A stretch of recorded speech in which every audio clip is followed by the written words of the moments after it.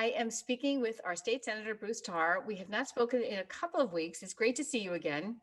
It's great to see you after a little bit of a hiatus, but it's also nice to see sunlight streaming through the windows behind you. And it may be true, Heather, that spring has arrived and we're not completely out of the woods in terms of a snowstorm, but I think we're getting close to it.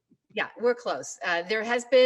We have seen a Mother's Day blizzard here in New England, but I'm hoping this isn't the year for that. So things are looking good so far. Yeah. So let's get right down to an issue that is really on a lot of people's minds around here. The lobstermen, they can't fish until after May 15th, I think, right? All their pots are sitting on the shore. It feels to me as if it cannot be as simple an argument as saving less than 400 right whales. It has to be more complicated than that, right? It is much more complicated than that. And I think one thing folks may not be aware of is how serious this issue is. And so the reason that we're seeing measures like the ones that are in place right now, with the closure basically from Cape Cod Bay all the way to the New Hampshire border, that's going to be until May 15th. I don't think it will go longer than that, but there certainly is the possibility that it could. But another concern folks have is that it will become a perennial closure. Fishermen on the South Shore have been living with that closure for 6 or 7 years, roughly, and it has just now made its way north to our area. And obviously folks are concerned because they're not able to earn a living. But it is very complex. And one thing, Heather, I think it's important for people to understand is that there are two very important lawsuits here that are in play that are driving what we're seeing. So in one case, an individual plaintiff basically sued the Commonwealth of Massachusetts over the jeopardization of the right whale by the way that the lobster fishery is being allowed to operate. And in a second lawsuit, an environmental group sued the federal government and sued NOAA and said that not only is this a Massachusetts problem, but this is a coast-wide problem. And NOAA, you are tolerating conditions that violate two important federal statutes. One is the Endangered Species Act, and the other one is the Marine Mammal Protection Act. And in both cases, the judges took into account exactly what you were describing. That both judges refrained from shutting down the fishery completely, which arguably they have the authority to do, but said because of the tremendous economic impact on people's livelihoods that this could have, we're not going to close down the fishery, but we're going to require you to come up with various actions that will respond to the concerns that have been raised by the plaintiffs. And so in Massachusetts, one of the first things that we saw was the closure that is now in place that got extended, again, far more northward than it had been. But on May 31st, we're going to see some new regulations. And those regulations are going to reduce the size of the line that goes from the lobster trap to the buoy to a maximum allowable circumference of 3/8 of an inch, or diameter, I'm sorry. They are also going to require that weak rope be used. So that's rope that will generally break when it's under about 1,700 pounds per square inch of pressure or more. And either that's going to be required to be used, or a device that has the same effect, that has that same braking capability that gets inserted in the line at various intervals. So if a whale becomes entangled, the line will snap. And there are even further discussions about other things that may occur. And as far as the federal government, they are being required to come up with regulations as well. And I think we're going to see those right around the same time, sometime in late May, of new federal regulations around the fishery. Now, in each case, the judges have said that if we do not see enough conservation, then we will take further action. And that's the most important point of our conversation right now, is to realize that the stakes here are very, very high. That if enough conservation isn't put on the table to satisfy the federal courts, then this entire fishery could get shut down indefinitely. And that's something that the Massachusetts Division of Marine Fisheries, the Mass Lobstermen's Association, legislators, everyone is working hard to prevent from happening. Now, there's one other interesting part of this. And that is, in the case of the state lawsuit, the court is requiring Massachusetts to seek something that most of us have never seen before. And that is an incidental take permit, an ITP, for the lobster fishery. And that would need to be granted by NOAA, by the National Marine Fisheries Service. And in order to grant that, NOAA and NMFS would need to feel comfortable that the potential for a take, which is not only something that kills a right whale, but also something that endangers a right whale, like an entanglement, would have to be, the probability of that would have to be at a very, very low threshold. So there is so much going on here. But what I would want to emphasize is that what we're seeing isn't arbitrary. It's being done to try to prevent things that are even worse from happening. And we've got a long way to go.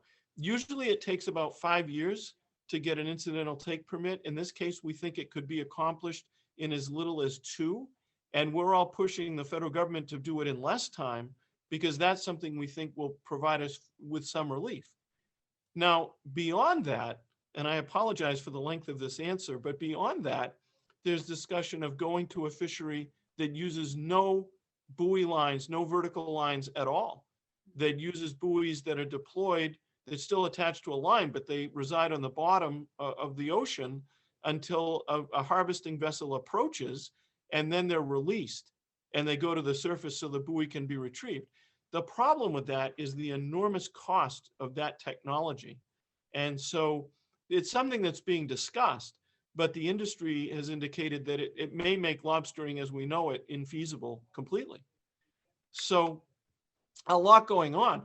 Now, as we may have discussed in the past, I'm the co-chair, I'm the Senate chair of the Coastal Caucus, which are legislators that represent every coastal community in Massachusetts up and down the coast. And my House chair is Representative Josh Cutler, my House counterpart. And we have met with the industry, and we have filed legislation that gets us started on trying to remedy some of these things. The first piece of legislation requires the administration to see if there's a way that we could use our unemployment insurance system to help lobster fishermen who can't fish now for a number of months out of the year. And the second piece would fund gear research and fund collaborative partnerships between scientists and fishermen to try to come up with ways to avoid right whale entanglements, right whale endangerment. And then if we can find those ways, to provide grants to help individual lobster fishers to be able to afford that technology. So there are a lot of moving pieces in this discussion. Just to summarize, much of this action is being fueled by the 2 lawsuits, one in the state court and one in the federal court. So I point out they're both federal courts, but one is a lawsuit against the state and one is a lawsuit against the federal government. Okay, so I had read that more than half of these entanglements actually happen in Canadian waters. Is that right? So I'm not sure about the exact number of 50%, but a significant percentage. And one of the things that Mass Division of Marine Fisheries is working on is calculating that and identifying that and quantifying it in hard numbers that the courts can take cognizance of. And so Division of Marine Fisheries has one individual, Bob Glenn, working with a team that are trying to clarify that information. But I would say yes, a significant number of these entanglements aren't even happening in Massachusetts. They could be happening in Maine. There's certainly some evidence of that. And they're happening in Canada. And so it's unfair for us to have to carry the bulk of the remediation for those things that may not be occurring here. So that is definitely a case. And by the way, as we approach the new state budget, a number of us are going to try to put resources into that budget to help Division of Marine Fisheries do even more of this research. And I'm sort of wondering, as we're speaking, when I look out in Rockport Harbor down by Pigeon Cove, I see small lobster boats. I see almost, the family farm version of fishing is what lobstering looks like to me. Is that right? I think that's very much the case. If you look at, the average lobster vessel in Massachusetts, they're limited. A permit can only fish 800 traps. Many of our lobster fishers actually fish less than 800 traps. And generally the operations consist of either one individual or one individual who's the skipper and another who's the stern man.